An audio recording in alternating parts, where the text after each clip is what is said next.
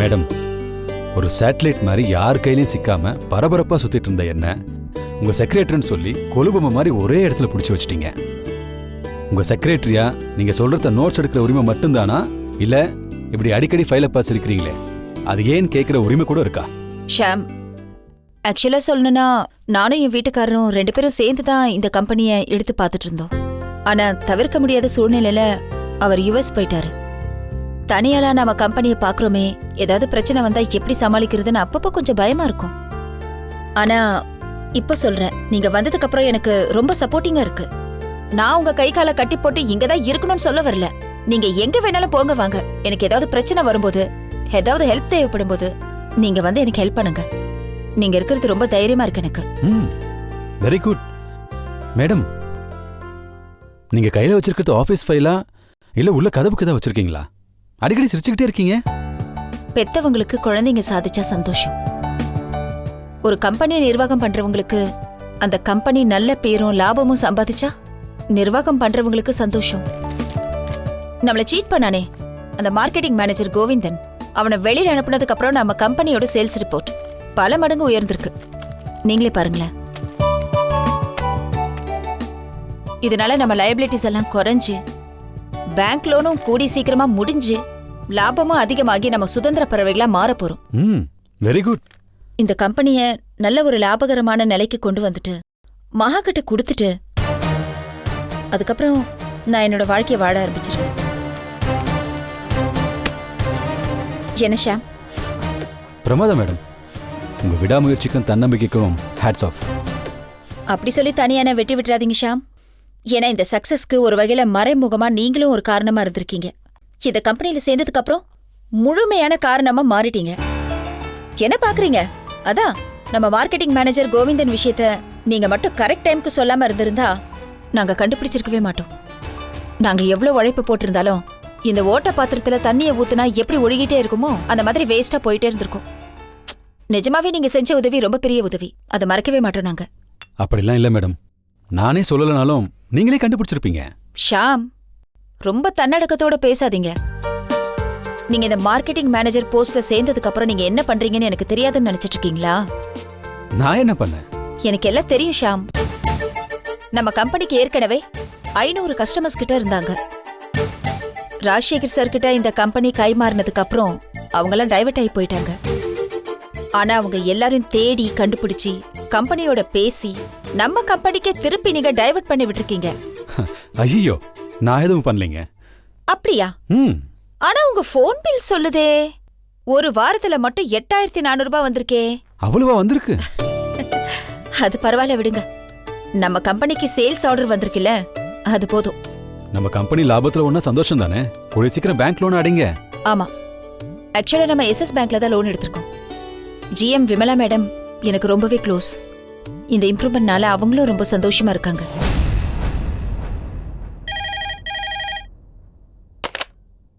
Hello madam, உங்களை பார்க்க SS bank GM Vimala madam வந்திருக்காங்க. இப்போ நான் அவங்கள உள்ள அனுப்பிட்டுங்களா மேடம்? உடனே உள்ள அனுப்புங்க. Okay madam. ஷாம், இப்போ ஒருத்தவங்க வரப்போறாங்க. அவங்க நம்ம பிசினஸோட வளர்ச்சிக்கு ரொம்ப இம்பார்ட்டன்டானவங்க. உங்களுக்கு இன்ட்ரடியூஸ் பண்ணி வைக்கிறேன். என்னாச்சு ஷாம், ஏன் ஒரு மாதிரி இருக்கீங்க? ஒன்றும் இல்லை மேடம். நம்ம கம்பெனிக்கு லோன் கொடுக்குறது எஸ்எஸ் பேங்கா? ஆமா. இதை பற்றி முன்னாடியே கேட்டு தெரிஞ்சுக்காம போயிட்டேனே. ஏன், என்னாச்சு? அதை விடுங்க, நான் சொல்கிறேன், அதை கேட்பீங்களா? சொல்லுங்க. எஸ்எஸ் பேங்க் உண்டான டீலிங்ஸ்லாம் நம்ம கம்பெனிக்கு இனிமே வேண்டாம். உடனே நம்ம கம்பெனியோட அக்கௌண்ட்டை வேற பேங்க்குக்கு மாற்றணும். ஏன்? நான் இப்பவே இது சம்பந்தமா வேற ஒரு பேங்க் ஜிஎம் கிட்ட பேச போறேன். ஷாம், ஒரு நிமிஷம். என்ன காரணம்னு சொல்லிட்டு போங்க ஷாம்.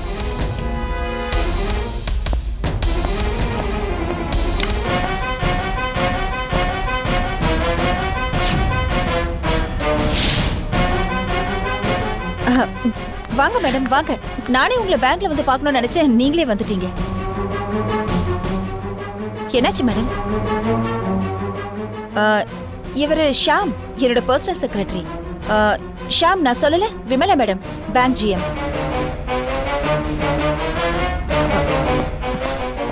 சாரி மேடம், அவர் கம்பெனில புதுசா சேர்ந்திருக்காரு, அதான் தெரியல. தப்பான நேரத்துல தப்பான இடத்துக்கு வந்தது மை மிஸ்டேக். முன்னாடியே உனக்கு தகவல் சொல்லிட்டு நான் வந்திருக்கணும். உன்னை நான் ஆச்சரியப்படுத்தலான்னு வந்தேன். இப்ப நான் அவமானப்பட்டு நிக்கிறேன். என்ன சொல்றீங்க மேடம்? I am sorry. நாம இன்னொரு நாளைக்கு மீட் பண்ணலாம். ஷியாம் மாதிரி ஆட்களை வேலைக்கு வச்சா இனிமே பேங்க் பக்கம் லோன் கேட்டு வராதீங்க. That's all. Madam madam madam madam madam நான் சொல்றது கொஞ்சம் கேளுங்க மேடம். மேடம் மேடம், நான் வேணா அவங்கள போய் கூப்பிடுவா? இல்ல வேண்டாம்.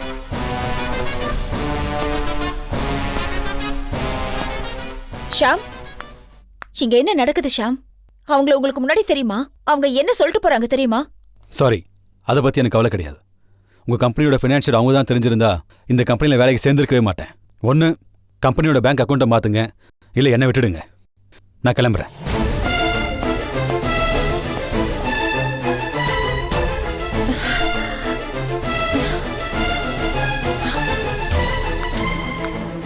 ஒரு காஃபி கொண்டு வாங்க, சூடா. சரிங்க மேடம்.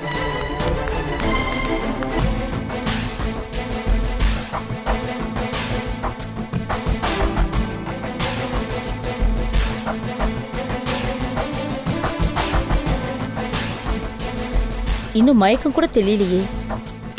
அந்த எக்ஸ்ரே ஸ்கேன் ரிப்போர்ட்லாம் கொடுங்க. இந்தாங்க மேடம், அவங்களோட எக்ஸ்ரே ரிப்போர்ட். இன்னைக்கு காலையில் எடுத்த ரிப்போர்ட் தானே இது? ஆமாங்க மேடம்.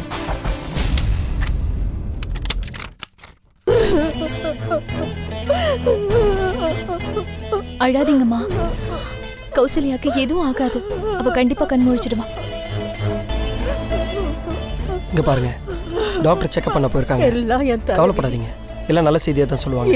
இருந்து இப்பதான் என் மக இத்தனை வருஷம் கழிச்சு கர்ப்பமா இருக்கா. இந்த சமயத்துல உயிருக்கு ஆபத்தான நிலைமை ஏற்பட்டுருச்சு. என் மக ஆதரவு இல்லாம இங்க இருக்கா. அவளை அடிச்சு போட்டுட்டு பெரிய கேஸ் ஆகி அவ புருஷன் ஜெயில இருக்கா. நான் தான் கம்ப்ளைண்ட் கொடுத்தேன். குடிச்சிட்டு கர்ப்பமா இருக்க பொண்ணை தலையில அடிச்சிருக்கான். இப்ப அந்த பொண்ணு ஐசியூல இருக்கு. அவன் இப்படி விட சொல்றீங்க? அதெல்லாம் சரிதாங்க. இப்ப என் பொண்ணு அனாதையா இருக்காளே. எனக்கு வயசாயிடுச்சு. என் பொண்ணை நான் எப்படி காப்பாத்துவேன்? ஏமா நீங்க கவலைப்படுறீங்க? ஹாஸ்பிட்டல் செலவெல்லாம் நாங்க பாத்துக்கிறோம். உங்களையும் நாங்க நல்லா கவனிச்சுக்கிறோம். கௌசல்யா என் தங்கச்சி மாதிரி. இப்படி சொல்ல உண்மையிலேயே பெரிய மனசு வேணுமா? ரொம்ப நன்றிம்மா. டாக்டர், கௌசல்யாவோட நிலைமை? ஒரு நிமிஷம் வாங்க சார்.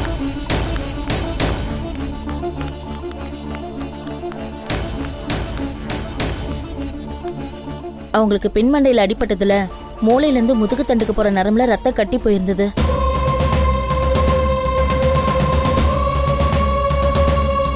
நேத்து வரைக்கும் எந்த முன்னேற்றமும் இல்லை. ஆனா இப்போ நாங்க கொடுத்த மருந்துனால நல்லா டெவலப் ஆயிட்டு இருக்காங்க. அந்த ரத்த கட்டி கரைய ஆரம்பிச்சிருச்சு. அப்பாடா.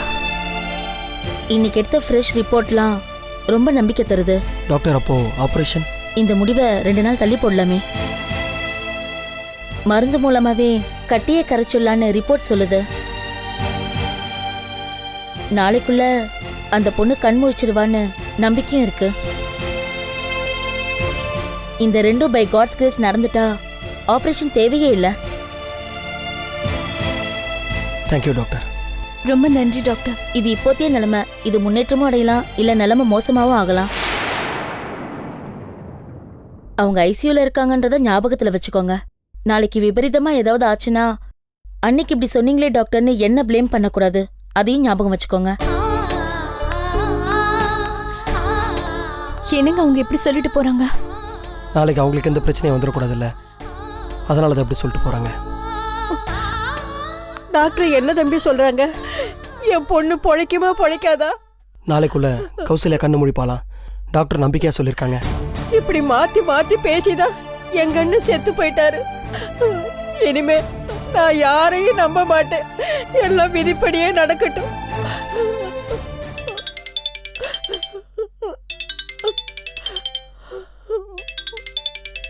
நீங்க ஒரு நிமிஷம் உட்காருங்கம்மா.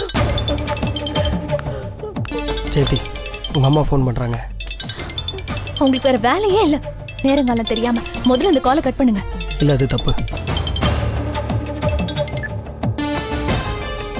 குட் மார்னிங் அத்தை. அப்பாடா, குட் மார்னிங் சொல்லிட்டீங்க. கெட்டது எதுவும் நடக்கல, சந்தோஷம் தான். கெட்டதா? என்ன கெட்டது? அந்த கௌசல்யா ரொம்ப சீரியஸா ஐசியூல இருக்கிறதா நேத்து ஜெயந்தி சொன்னா.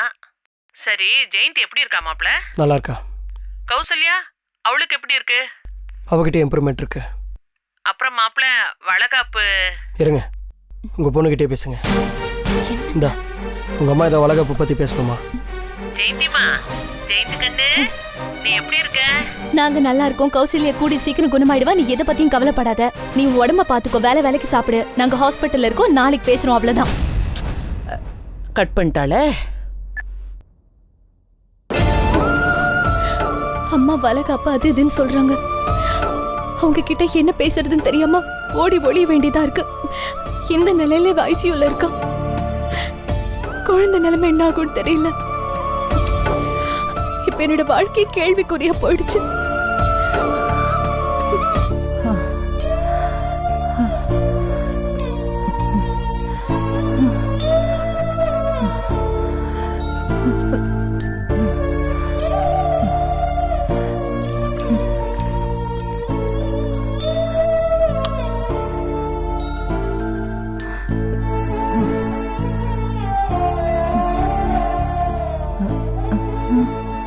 கௌரி, கௌரி எந்திரிம்மா.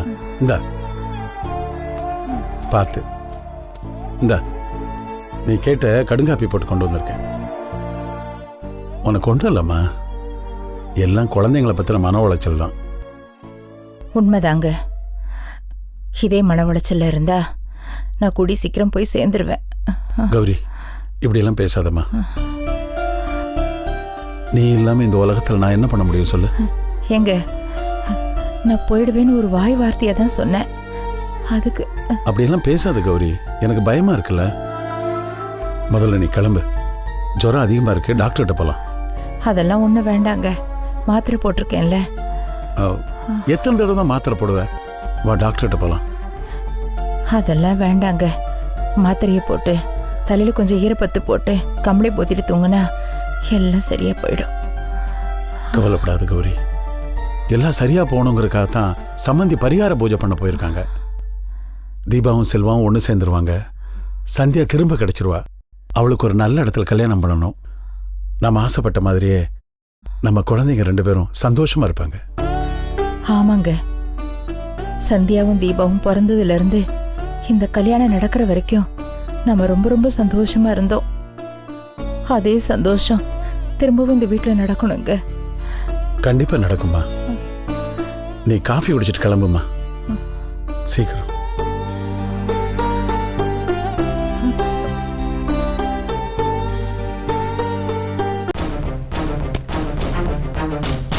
ஏமா, காரை நீ தான் ஓட்டிட்டு வந்தியா? ரேஷ் டிரைவிங் பண்ணக்கூடாதுன்னு உன்னை எத்தனை தடவை நான் சொல்லியிருக்கேன். என்ன அப்படி பண்ண வச்சிடுறாங்க? I just can't control my self. என்ன ப்ராப்ளம்? எப்பவும் ஆபீஸ் முடிஞ்சு 7 மணிக்கு தான் வீட்டுக்கு வருவேன். இன்னைக்கு இப்பவே வந்துட்ட. உடம்பு சரியில்லையா? உடம்பெல்லாம் நல்லா தான் இருக்கு. அவனை பார்த்தேன், அதான் மூட் அவுட் ஆகி வந்துட்டேன். அவன் என்ன யார? யாரன்னு உங்களுக்கு தெரியாதா? அவன் பேரை வேற நான் சொல்லணுமா? சொன்னாதான் என்னவா? பேரை கூட சொல்லக்கூடாத அளவுக்கு விரோதி ஆயிட்டானா? உங்களுக்கு புரியாதுங்க. சரி, எங்க பார்த்த? இளவரசி ஆபீஸ்ல. Very good. எங்கேயாவது ஒரு இடத்துல அவன் ஸ்டெடியா இருந்தா சந்தோஷம் தானே? அந்த பழக்கம் தான் அவனுக்கு கிடையாது. அங்க மட்டும் எத்தனை நாளைக்கு இருக்க போறான்? அது சரி, இந்நேரம் உன்னை பார்த்த அதிர்ச்சியில அவன் குட் பை சொன்னாலும் சொல்லியிருப்பான். அவன் ஒரு இடத்துல இருக்கிறவனா இருந்தா இங்கேயே இருந்திருப்பானே. அவன் நிறைய படிச்ச கிராக், இன்டெலிஜென்ட் ஸ்டூபிட். இது வித்தியாசமா இருக்கு. சிரிக்காதீங்க. அவனால இளவரசிக்கு ஏதாவது பிரச்சனை வந்துருமோன்னு நான் இப்ப பயப்படுறேன். அவன் கால் வச்ச இடம் எதுவுமே விளங்காது. உனக்கு ஏன் அதெல்லாம்? அவ வேலைக்கு வச்சிருக்கா. பிரச்சனை வந்து அவ சமாளிப்பா. அந்த இளவரசியை பார்த்தா அப்படி ஒன்றும் ஏமாளியா தெரியல. அவ கொஞ்சம் விவரமான ஆளத்தான் இருக்கா. நீ அவங்கள பத்தி ரொம்ப கவலைப்பட்டு ஓ மண்டைய வீணா குழப்பிக்காத. சரிதாங்க. அவனை பத்தி நினைச்சாலே எனக்கு தலைவலி தான் அதிகமாகுது. நான் போய் கொஞ்சம் ரெஸ்ட் எடுத்துக்கிறேன். நல்ல அக்கா, நல்ல தம்பி. ஒரு காலத்துல நகமும் சதையுமா இருந்தாங்க. இப்போ கிளியும் பூனையுமா ஆயிட்டாங்க.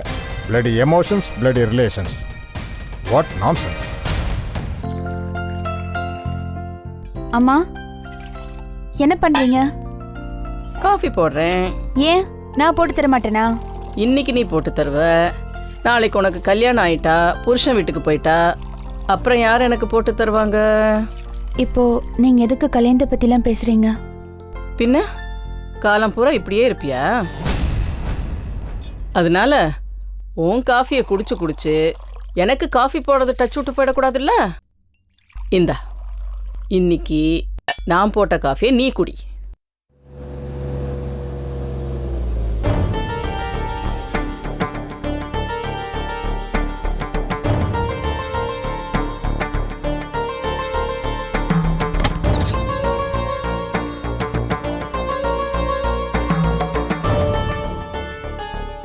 என்னம்மா? வெங்கடேஷ் காரோன்னு பார்த்தேன். 2 நாள் அவங்ககிட்ட இருந்து தகவலே வரலையே. அன்னைக்கு நீ போட்ட சாப்பாட்டை சாப்பிட்டு போனவன் தான். அம்மா, ஐயோ இல்ல, நான் அதுக்கு சொல்லலம்மா, நீ நல்லா தான் சமைக்கிற. என்னன்னு தெரியலையே. நம்பிட்டேன். சரி, எனக்கு ஒரு ஃபோன் பண்ணணுமா? உங்க ஃபோன்ல பண்ணிக்கிட்டுமா? இதுக்கெல்லாம் பர்மிஷன் கேட்பியா? தாராளமா பண்ணிக்க.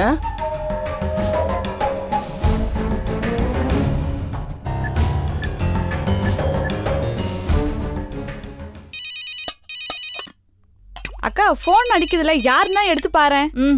பாக்குறேன். ஹலோ பிரேமா? பிரேமா கிச்சன்ல கொஞ்சம் வேலையா இருக்கா. நான் அவ அக்கா தான், அபி. சொல்லுங்க, நீங்க யாரு? நான் நான் நான் ஸ்வாதி பேசுறேன். என்னம்மா உன் பேரை சொல்றதுக்கு இவ்ளோ தயங்குற?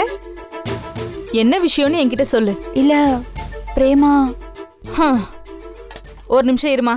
பிரேமா, இந்தா, உன்கிட்ட தான் பேசணுமா. யாருக்கா? உன் ஃப்ரெண்டு ஸ்வாதியா. ஸ்வாதியா? ஏய், யாரோ பேரையே தயக்கமா சொல்றாங்க.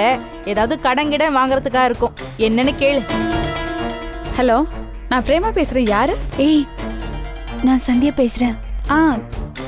உங்க அக்கா கிட்ட ஸ்வாதின்னு சொல்லியிருக்கேன். நீயும் ஸ்வாதின்னு சொல்லி பேசு. சொல்லு ஸ்வாதி. பேசி எத்தனை நாள் ஆச்சு? ஆமா, எப்படி இருக்க? எங்கடி இருக்க? ஏய், என்ன இது புது நம்பரா இருக்கு?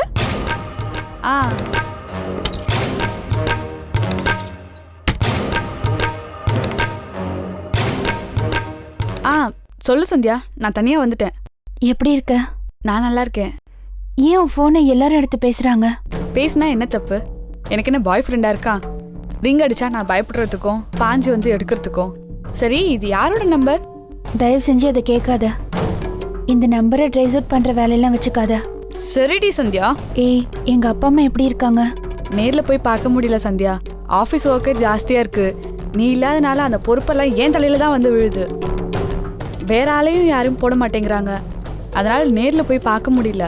அங்கிள் கிட்ட ஃபோன்ல தான் பேசினேன். உங்க அப்பா தான் ரொம்ப வருத்தப்பட்டாரு. உங்க அம்மாவுக்கு வேற ஏதோ உடம்பு சரியில்லையா? ஐயோ, என்னாச்சு? நீ இல்லாத ஏக்கம்தான். வேற என்ன? செல்வா, தீபா இப்ப எப்படி இருக்காங்க? அதே மாதிரி நீரும் நெருப்புமா தான் இருக்காங்களா? நீரும் நெருப்புமா இருந்தாதான் பரவாயில்லையே. நீர் நேரத்துக்கு நெருப்பு அணைச்சிருக்குமே. அவங்க தான் கிழக்கும் மேற்குமா இருக்காங்களே. அவங்க எந்த காலத்துல சந்திக்க போறாங்கன்னு தெரியலையே. அப்ப இன்னும் அவங்க ஒண்ணு சேரவே இல்லையா? இந்த கேள்விக்கு பதில் எது? சரி, நீ எப்போ வர? இப்ப வர முடியாது. செல்வாவும் தீபாவும் ஒண்ணு சேர்ந்து சந்தோஷமா குடும்பம் நடத்த ஆரம்பிக்கணும். அப்பதான் நான் வருவேன். அப்படி அவங்க சேரலனா நான் வரவே மாட்டேன். ஏய், என்ன பதில் இது?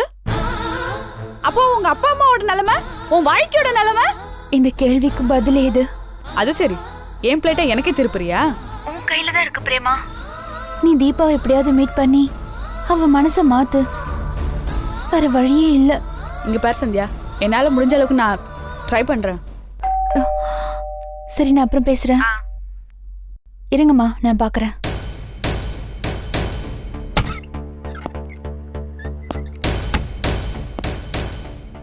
மேடம், இங்கே செலினோட அம்மா. நான் தான். வணக்கம்மா, என் பேர் வாஞ்சிநாதன், வெங்கடேஷ் சாரோட பிஏ. சார் உங்ககிட்ட ஏதோ ஒரு கவர் கொடுத்துருந்தாராம், அதை வாங்கிட்டு வர சொன்னார். ஒரு நிமிஷம் எடுத்துட்டு வரேன்.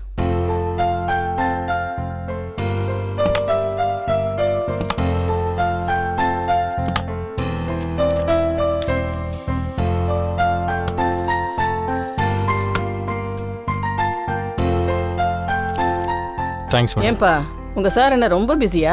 அவரே வந்து வாங்கிக்க மாட்டாரா? சார் ஆஃபீஸ் விஷயமா ஃபாரின் போயிருக்காரு மேடம், அதனால தான் அவர் வரல. பாத்தியா சந்தியா, நல்லா கேட்டுக்க. வாய் நிறைய வார்த்தைக்கு வார்த்தை அம்மா அம்மான்னுவான். இப்போ வெளிநாடு போகிறேன்னு ஒரு வார்த்தை ஃபோன் பண்ணி சொல்லலை பாரு. என்ன புள்ளையோ என்ன பாசமோ, எல்லா வார்த்தையும் உதட்டளவில் தான். மனசுலேருந்து யாருமே இந்த காலத்தில் பேசுகிறதே இல்லை. வேற ஏதாவது வாங்கிட்டு வர சொன்னார் உங்கள் முதலாளி? என்னை மன்னிச்சிருங்கம்மா. எதுக்கு? சார் ஆஃபீஸ் விஷயமா ஃபாரின் போயிருக்காருன்னு பொய் சொன்னேன். அவர் தான் அப்படி பொய் சொல்ல சொன்னார். சாருக்கு ஆக்சிடென்ட் ஆகி கால் ஃப்ராக்சர் ஆயிடுச்சு.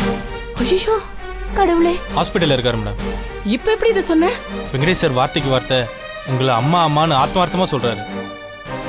ஆனால் அது உதட்டிலேருந்து வந்த வார்த்தைன்னு ஒரே நிமிஷத்தில் சொல்லிட்டீங்களே, அதுதான் என்னால் தாங்கிக்க முடியலம்மா. மனசே கேட்கல. அதான் என் வேலையே போனாலும் பரவாயில்லன்னு நான் உங்ககிட்ட உண்மையை சொல்லிட்டேன். எங்க எந்த ஹாஸ்பிட்டல்? AJ hospital. இப்போ நீ அங்கேயா போற? ஆமாம். இரு, நானும் கூட வரேன். சந்தியா, வீட்டை பார்த்துக்க, நான் போயிட்டு வந்துடுறேன். அம்மா என்னம்மா? ப்ளீஸ் நானும். சரி நீயும் வா, அவனோட காலை உடைக்கிறதுக்கு எனக்கு ஹெல்ப்ஃபுல்லாக இருக்கும். வா போங்க.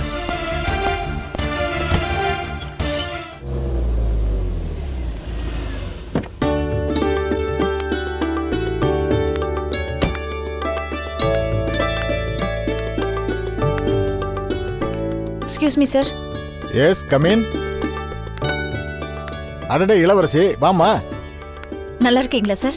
I am fine. சுப்பிரமணி எங்கம்மா? ஒரு ஃபோன் கூட பண்ணலையே.